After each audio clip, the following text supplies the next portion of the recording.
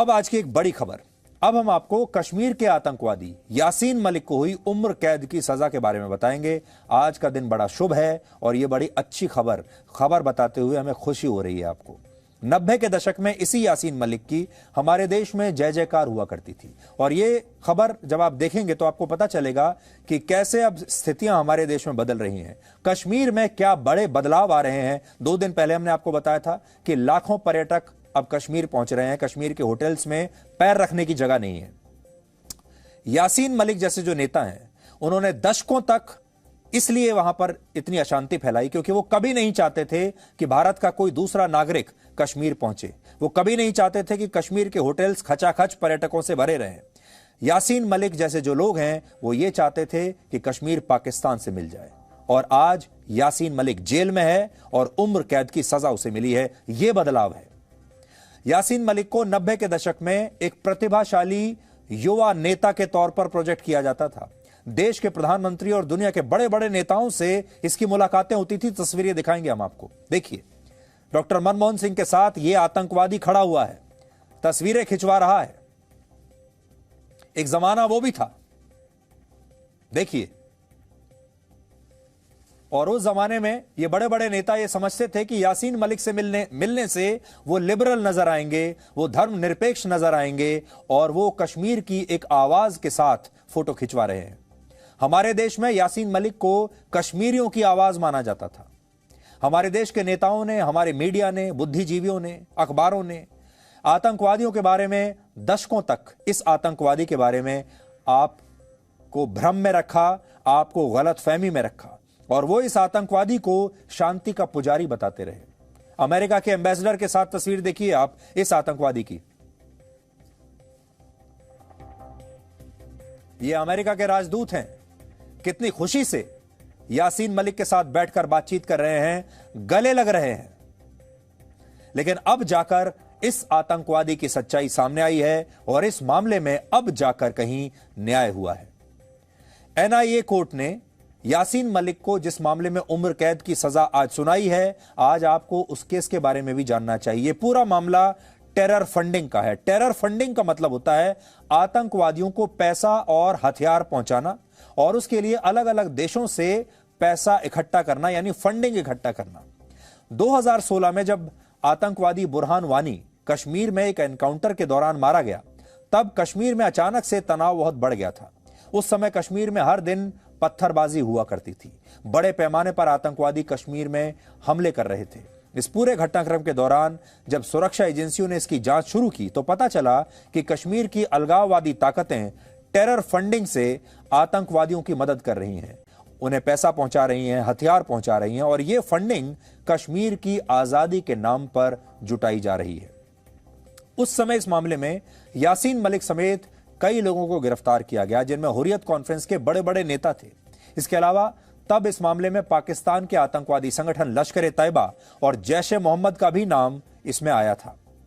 NIA के मुताबिक 2017 में यासीन मलिक ने कश्मीर को आजाद कराने के लिए लश्कर और जैश जैसे संगठनों से हाथ मिला लिया और इसी के बाद हुर्रियत कॉन्फ्रेंस और यासीन मलिक को अलग अलग देशों और इन आतंकवादी संगठनों के जरिए पैसा पहुंचने लगा और यह पैसा हवाला के जरिए आता था और इसके बाद यह पैसा कश्मीर में 3 तरीके से इस्तेमाल होता था। पहला, इससे कश्मीर में छिपे आतंकवादियों की मदद होती थी। दूसरा, यह पैसा पत्थरबाजों को दिया जाता था ताकि वो कश्मीर में तनाव को जारी रख सकें और पत्थरबाजी लगातार जारी रख सकें।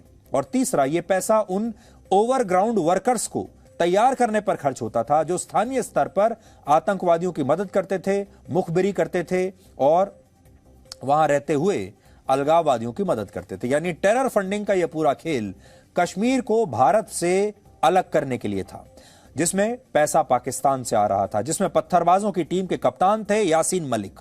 और इसे आप इन तस्वीरों से समझिए। आज जैसे ही यह खबर आई कि यासीन मलिक को उम्र कैद की सजा मिली है तो श्रीनगर में अचानक पत्थरबाजी शुरू हो गई।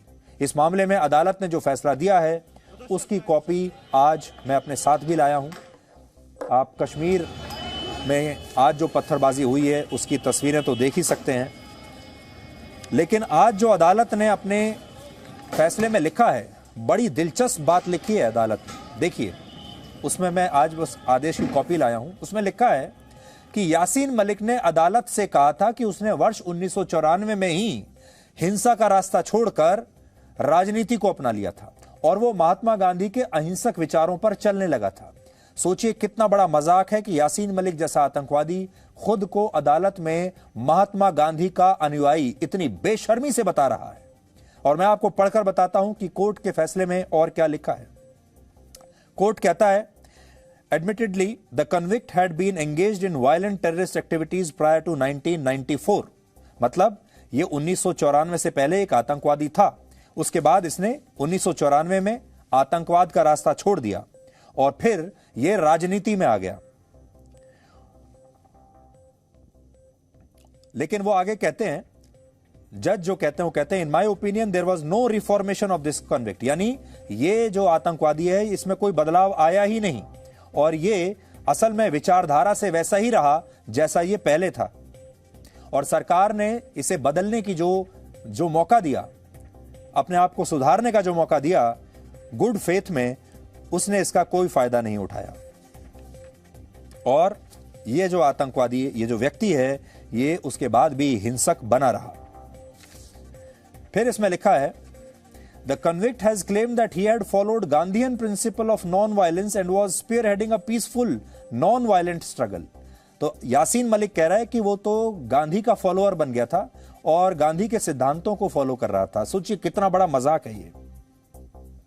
लेकिन अदालत कहती है कि जो हमें एविडेंस मिले हैं उसके हिसाब से इसकी जो तस्वीर है, जो बात कह रहा है, ये बिल्कुल उलट है। और इसने इसके बाद लगातार हिंसा फैलाई है।